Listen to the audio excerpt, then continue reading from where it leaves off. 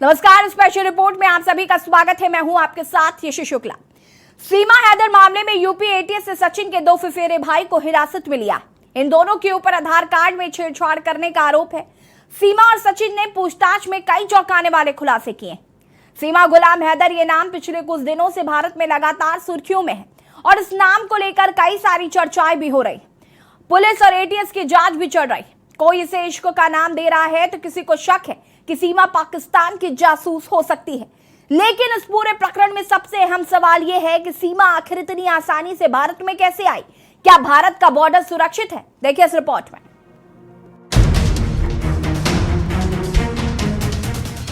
सीमा हैदर मामले में UP ATS ने 2 लोगों को हिरासत में लिया है। गिरफ्तार किए गए दोनों शख्स पुष्पेंद्र मीणा और पवन मीणा सगे भाई हैं। इन्हीं दोनों पर सीमा हैदर और सचिन मीणा के आधार कार्ड और दस्तावेजों में छेड़छाड़ करने का आरोप है। पुष्पेंद्र मीणा और पवन मीणा अहमदगढ़ में एक जन सेवा केंद्र चलाते हैं। सीमा हैदर से पूछताछ के दौरान जो जानकारी मिली थी, उसी के आधार पर एटीएस ने पुष्पेंद्र और पवन को रविवार रात हिरासत में लिया। हिरासत में लेने के बाद बुलंदशहर की थाना अहमदगढ़ से यूपी एटीएस पुष्पेंद्र और पवन को पूछताछ के लिए अपने साथ ले गई। सीमा हैदर के मामले में यूपी एटीएस को कहीं ना कहीं बड़ी सफलता हासिल लगी है।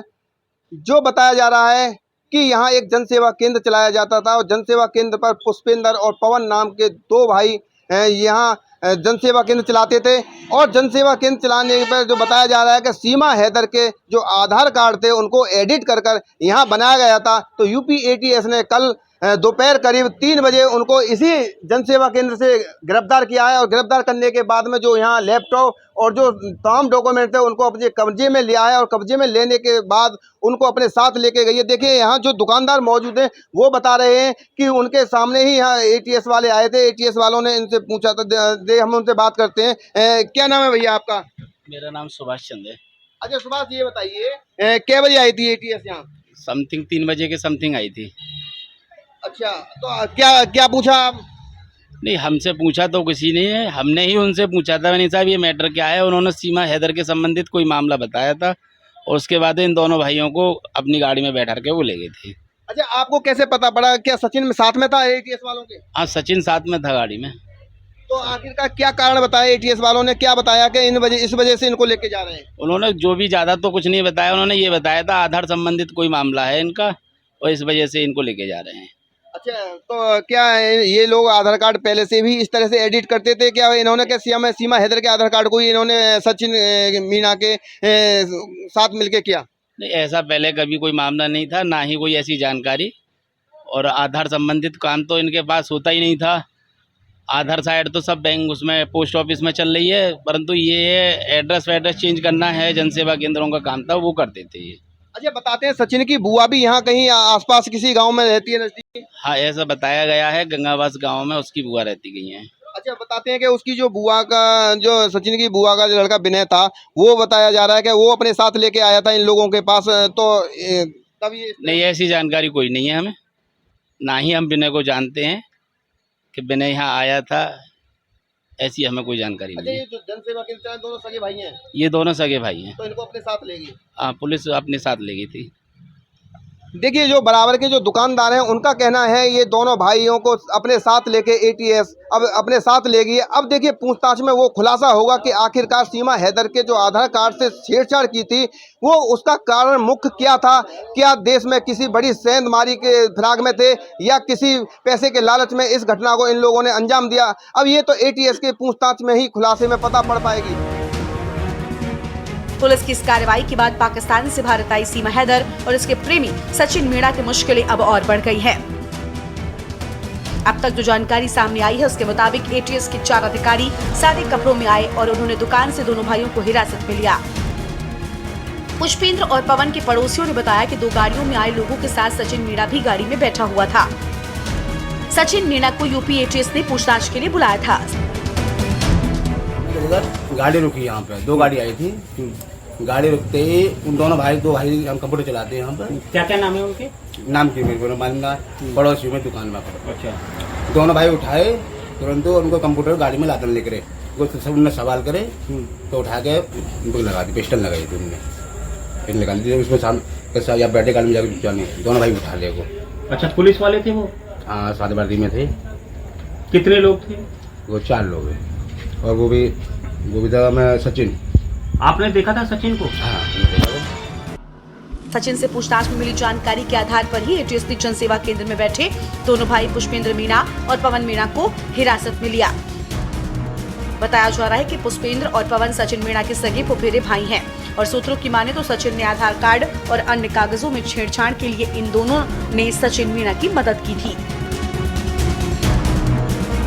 अच्छा, आप सचिन की कौन लगती हैं? बुआ। अरे सचिन कब आया था आपके पास?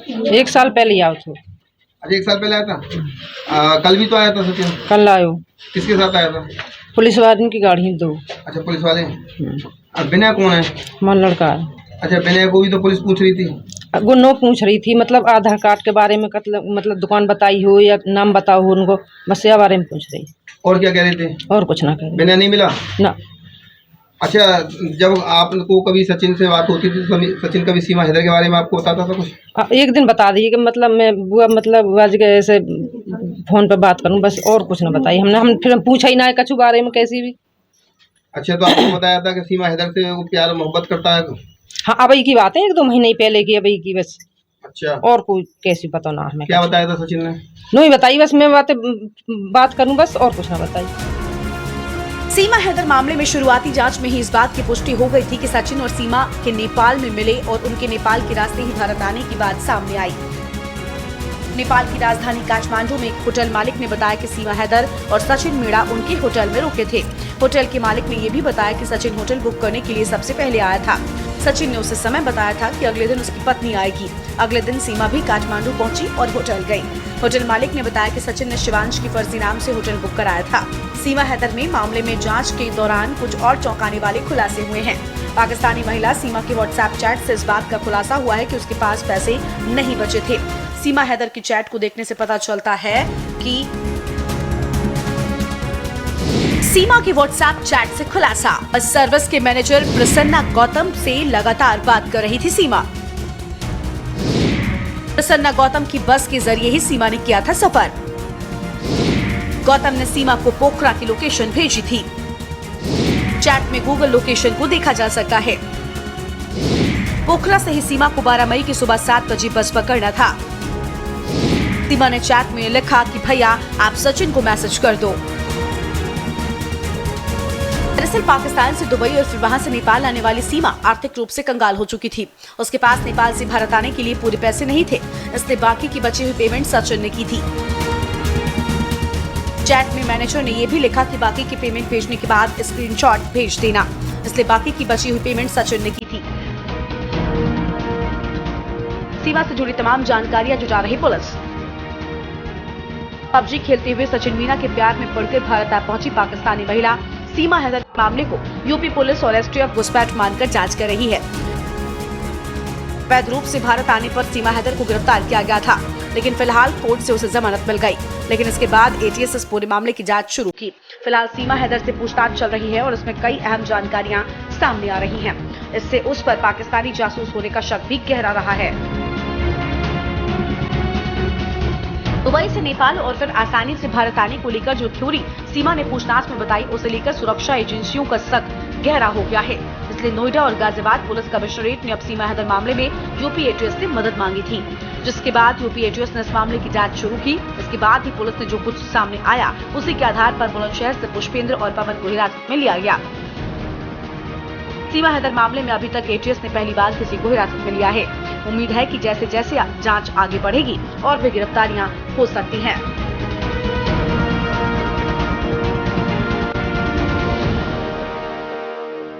सीमा हैदर मामले में लगातार तमाम एजेंसियां पूछताछ करने में लगी हुई हैं। उत्तर प्रदेश की यूपी एटीएस भी लगातार सीमा हैदर से और सचिन मीणा से कई घंटों तक पूछताछ कर चुकी है। यूपी एटीएस को तमाम अहम जानकारियां भी मिली हैं। यूपी एटीएस ने फर्जी आधार कार्ड वाले मामले में 2 लोगों को बुलंदशहर से अरेस्ट भी किया है, यानी कि हिरासत में लिया है पूछताछ के लिए। यूपी एटीएस लगातार पूछताछ कर रही है। वो 2 शख्स हैं पुष्पेंद्र मीणा और पवन मीणा। दोनों से पूछताछ की जा रही है। अंदेशा ये लगाया जा रहा है कि जिस तरीके से फर्जी आधार कार्ड के जरिए उत्तर प्रदेश में सीमा हैदर प्रवेश करती हैं नेपाल से, कहीं ना कहीं वो आधार कार्ड किसने बनाया था। पूछताछ में एटीएस को अहम सुराग मिला था, जिसके बाद यूपी एटीएस ने बुलंदशहर से पुष्पेंद्र मीणा और पवन मीणा को हिरासत में लिया है। उससे पूछताछ की जा रही है। लगातार तमाम जो एजेंसियां हैं वो पूछताछ कर रही हैं, लेकिन कहीं ना कहीं अभी भी सीमा हैदर तमाम सवालों के जो जवाब हैं वो यूपी एटीएस को देने से बच रही है। जिस तरीके से उत्तर प्रदेश में कह सकते हैं कि भारत में पाकिस्तान से दुबई और दुबई से नेपाल और नेपाल के बाद नेपाल के रास्ते भारत में किस तरीके से सीमा हैदर घुस गई, कोई ना कोई उसके साथ था, कौन उसका सपोर्ट कर रहा था, क्या सीमा हैदर आईएसआई एजेंट है, क्या मकसद है सीमा हैदर का, वाकई में क्या प्यार के लिए वो पाकिस्तान छोड़कर भारत में आई है। तमाम जब क्वेश्चन किए गए यूपी एटीएस और तमाम एजेंसियों के द्वारा, तो सीमा हैदर का सिर्फ जवाब एक ही था कि सचिन मीणा से सीमा हैदर प्यार करती हैं। लेकिन तमाम जो बातें हैं यूपी एटीएस और तमाम जो सुरक्षा एजेंसियां हैं, आईबी है, वो बटोरने में लगी है कि क्या वाकई में सीमा हैदर प्यार के लिए भारत पहुंची है कि किसमें इसके पीछे कोई बहुत बड़ा मास्टर प्लान है। सचिन की सीमा इश्क यानी आग के दरिया को पार कर भारत आई है या किसी सुनियोजित साजिश को अंजाम देने, अभी तक इसमें से किसी भी बात की पुष्टि नहीं हुई है, लेकिन जांच लगातार जारी है। हो सकता है सीमा हैदर सच बोल रही हो या फिर झूठ, ये पता चलने में ज्यादा वक्त नहीं बचा है। यूपी एटीएस जल्द ही पूरे मामले में और भी खुलासे करेगी, लेकिन जो सबसे अहम सवाल है वो ये कि सीमा आखिर भारत तक इतनी आसानी से कैसे पहुँच गयी। सीमा का भारत आना भारत की बॉर्डर सिक्योरिटी को लेकर कई सारे सवाल खड़े करता है। इस पूरे मामले को आप कैसे देख रहे हैं, क्योंकि सीमा हैदर का मामला सुरक्षा से जुड़ा हुआ मामला था। पाकिस्तान से दुबई और दुबई से काठमांडू और उसके बाद भारत, ना वीज़ा ना कोई डॉक्यूमेंट्स, उसके बाद कैसे एंट्री आखिर कोई कर सकता है सर? देखिए, नेपाल से जो हमारा बॉर्डर है भारत का, वो बहुत पोरस बॉर्डर है। उसमें न फेंसिंग है और न ही किसी प्रकार की ऐसी कोई रेगुलर पेट्रोलिंग की व्यवस्था है जहाँ से इस बात को पकड़ा जा सके कि कोई घुसपैठिया अंदर जा रहा है। जो रास्ते बनाए गए हैं, जिन रास्तों के माध्यम से अलाउड है आना जाना, तो जो सही लोग हैं, जो जेन्युइन लोग हैं, उन लोगों को दिक्कत नहीं होती है, क्योंकि वो सही रास्तों से आते हैं, अपने चीज़ें चेक कराते हैं, कागज़ चेक कराते हैं और एंट्री करते हैं और आते जाते हैं। क्योंकि रेगुलर बाज़ार लगती है बॉर्डर के एरियाज़ में, वहाँ पे नेपालीज़ बहुत आते हैं। और वो मैं ऑलरेडी महाराजगंज में पोस्टेड चूँकि रह चुका हूँ, तो मैं सोनारी बॉर्डर के बारे में अच्छी तरह जानता हूँ। तो वहाँ पर भी यही प्रक्रिया होती है। लेकिन होता क्या है कि जो रेगुलर पाथ है उसके अलावा ये पूरा खुला हुआ एरिया है, तो कोई भी व्यक्ति कहीं से भी बड़े आराम से अंदर आ सकता है। सर, सीमा हैदर से जुड़ा मामला ये भी है कि आधार कार्ड उसके पास पाए गए, एक आधार कार्ड उसका और उसके 2 बच्चों का। क्या आधार कार्ड किस तरीके से बनता है और क्या आधार कार्ड की जब एंट्री करती है जो कोई भी, अगर क्या आधार कार्ड देख के एंट्री हो सकती है? क्या बिना आधार कार्ड, जैसे आपने बताया कि कोई भी इजीली भारत में आ सकता है, आधार कार्ड बनाना यूपी एटीएस ने बुलंदशहर से 2 लोगों को पूछताछ के लिए उठाया है, उसको पूरा कैसे देखते हैं सर? आधार कार्ड फर्जी तरीके से आधार कार्ड इजीली बन रहे हैं जो। देखिए, हमारे देश में भ्रष्टाचार एक बहुत बड़ा बिंदु है और आप पैसे दे करके अपना राशन बनवा सकते हैं, आधार बनवा सकते हैं, वोटर आईडी कार्ड भी बनवा सकते हैं। और ऐसा ही हुआ है दिल्ली में रोहिंग्याओं के मामले में, और बिहार में, और पश्चिम बंगाल में बांग्लादेशियों के मामले में। न जाने कितने ऐसे लोग जो भारतीय नागरिक नहीं हैं, लेकिन उनके पास आधार कार्ड बन गया है, उनके पास राशन कार्ड भी बन गए हैं। सीमा का कहना है कि पबजी खेलते हुए वो सचिन से प्यार कर बैठी और सचिन से मिलने नेपाल आई। पाकिस्तान से टूरिस्ट वीजा लेकर सीमा शारजाह के रास्ते काठमांडू पहुंची तो सचिन भी अपने प्यार से मिलने नेपाल पहुंचा। पुलिस की प्रारंभिक पूछताछ में सचिन ने बताया कि पाकिस्तान में ये दोनों 10 मार्च को मिले थे, कुछ दिन साथ रहे और सीमा वापस पाकिस्तान चली गई। पुलिस के मुताबिक सीमा ने काठमांडू के एक होटल में सचिन के साथ 7 दिन बिताए थे। पहली मुलाकात के बाद सीमा वापस तो चली गई, लेकिन उसे अब भारत आना था। भारत आने के लिए सीमा गुलाम हैदर ने करीब 2 महीने के बाद फिर से नेपाल का टूरिस्ट वीजा लगवाया, लेकिन इस बार सीमा के साथ उसके 4 नाबालिग बच्चे भी थे। एक बार फिर सीमा शारजाह से नेपाल पहुंची और वहां से बस पकड़कर दिल्ली आ गई। दिल्ली आने के बाद सीमा नेपाल के काठमांडू के पहले पोखरा गई, फिर पोखरा से बस पकड़कर दिल्ली आई। पुलिस ने सीमा और सचिन के पास से पोखरा, काठमांडू से दिल्ली जाने वाली बस का एक टिकट भी बरामद किया। भारत आने के बाद गुप्त सूचना के आधार पर 4 जुलाई को हरियाणा के बल्लभगढ़ से पुलिस ने गिरफ्तार कर लिया। पुलिस ने इन दोनों के पास से कई दस्तावेज बरामद किए हैं। सीमा से बरामद सामान: 2 video cassette, 4 mobile phone, 1 SIM card, टूटा हुआ मोबाइल फोन, 1 परिवार रजिस्ट्रेशन सर्टिफिकेट, 4 जन्म प्रमाण पत्र, 1 मैरिज रजिस्ट्रेशन सर्टिफिकेट, 3 आधार कार्ड, पासपोर्ट, 5 वैक्सीनेशन कार्ड और 1 बस ticket. Pakistani national database and registration authority, ministry of interior की सूची। ये पूर्ण भारत सरकार की विफलता है कि किसी भी सीमा से कोई भी आदमी इतनी आसानी से भारत के अंदर प्रवेश कर जा रहा है। सीमा जासूस है या नहीं है, जांच का विषय है, लेकिन ये भारत की सरकार का पूर्णतः फेल्योर है कि अब नेपाल के रास्ते कोई भी व्यक्ति भारत आ सकता है, भारत में आतंकवादी गतिविधियां कर सकता है, बम विस्फोट कर सकता है, क्योंकि जितनी आसानी से 4 बच्चों के साथ वो बस में बैठ के भारत आ सकती है, इससे भारत सरकार की लचलता और सीमा पर सुरक्षा के उसमें कितनी बड़ी ढील है। सीमा और सचिन का कहना है कि वो एक दूसरे से प्यार करते हैं और अब एक साथ ही रहना चाहते हैं, लेकिन सुरक्षा एजेंसियों की उनकी बात पर भरोसा नहीं है। सुरक्षा एजेंसियों के अलावा लोगों को भी पाकिस्तानी महिला सीमा पर शक है। फिर बुलंदशहर से सचिन मीणा के फुफेरे भाई पुष्पेंद्र और पवन को हिरासत में एटीएस ने लिया है। उस गाँव के लोग भी सीमा को पाकिस्तानी जासूस मान रहे हैं। इस वक्त हम मौजूद हैं जनपद बुलंदशहर के अहमदगढ़ कस्बा में, जहां से एटीएस ने पुष्पेंद्र मीणा और पवन मीणा को उठाया है। और वहाँ देखिए हम लोगों से बात करते हैं, बताया जा रहा है कि यहाँ जो ये कंप्यूटर सेंटर है, जहाँ से जो उसके आधार कार्डों में हेरा फेरी की गई थी, तो यहाँ देखिए लोगों की क्या राय है। आखिरकार सीमा हैदर का जो प्यार है, क्या वो सच्चा है? क्या देश को गुमराह करने के लिए सीमा हैदर हिंदुस्तान आई है? क्या उसके IASI से कुछ ताल्लुक हैं? ये सारे बात हम देखिए लोगों से जानते हैं और लोगों से बात करते हैं और लोगों की राय लेते हैं। आखिरकार जनता की क्या राय है? क्या नाम है भैया? अंकुर। अच्छा अंकुर, ये बताइए, जो सीमा हैदर यहाँ आई है, हिंदुस्तान में आई है, बिना वीजा के आई है, बिना पासपोर्ट के आई है, क्या लगता है आपको?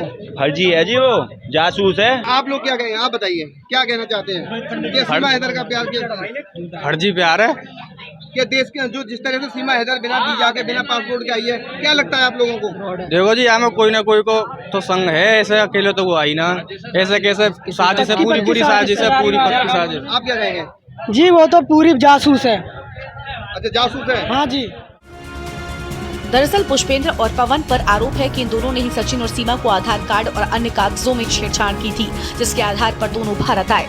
सीमा और सचिन के साथ रहने के लिए सिर्फ सरहदों को लांघा, बल्कि उन्होंने तमाम सुरक्षा एजेंसियों को भी झांसा देने में कामयाब रहे। यहीं से सवाल उठता है कि क्या भारत के बॉर्डर सुरक्षित हैं? क्योंकि एक सीमा और सचिन जैसे साधारण लोग अगर बॉर्डर पार कर सकते हैं, तो क्या पता अब तक कितनी पाकिस्तानी सीमा भारत की सीमा के भीतर दाखिल हो चुकी होंगी।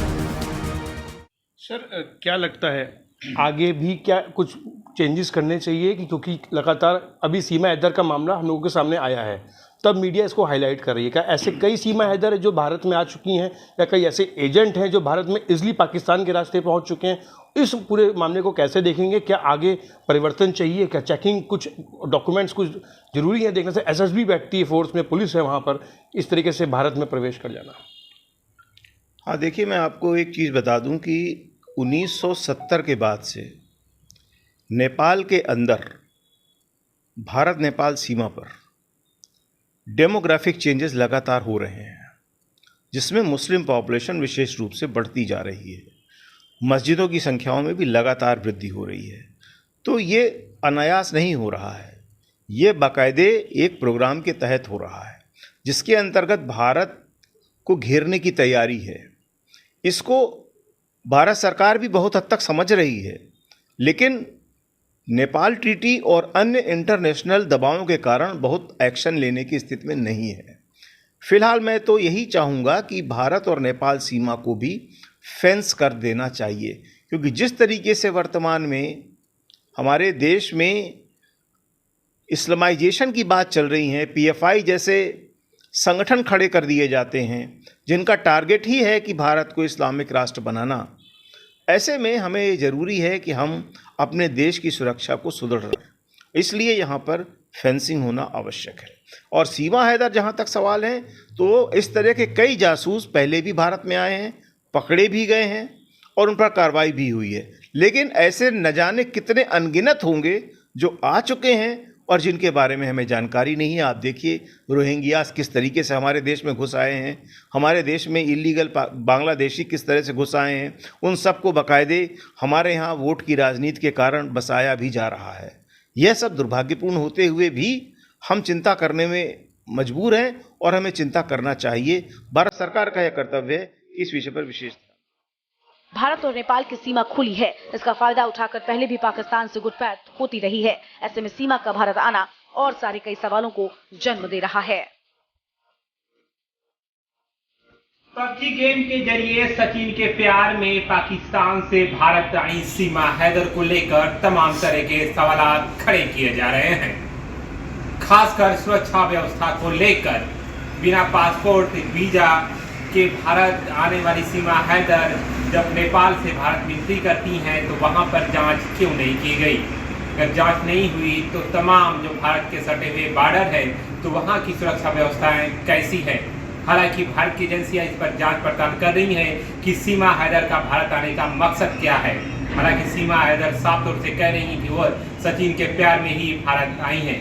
बहरहाल जांच का विषय है, आने वाले समय में ही निष्कर्ष निकल पाएगा कि सीमा हैदर का मेन मोटो क्या है। सहयोगी सुदीप के साथ मैं सतीश संगम, के न्यूज लखनऊ। स्पेशल रिपोर्ट में फिलहाल इतना ही। देखते रहिए के न्यूज जरिया। नमस्कार। आप देख रहे हैं के न्यूज, खबरों का सारथी।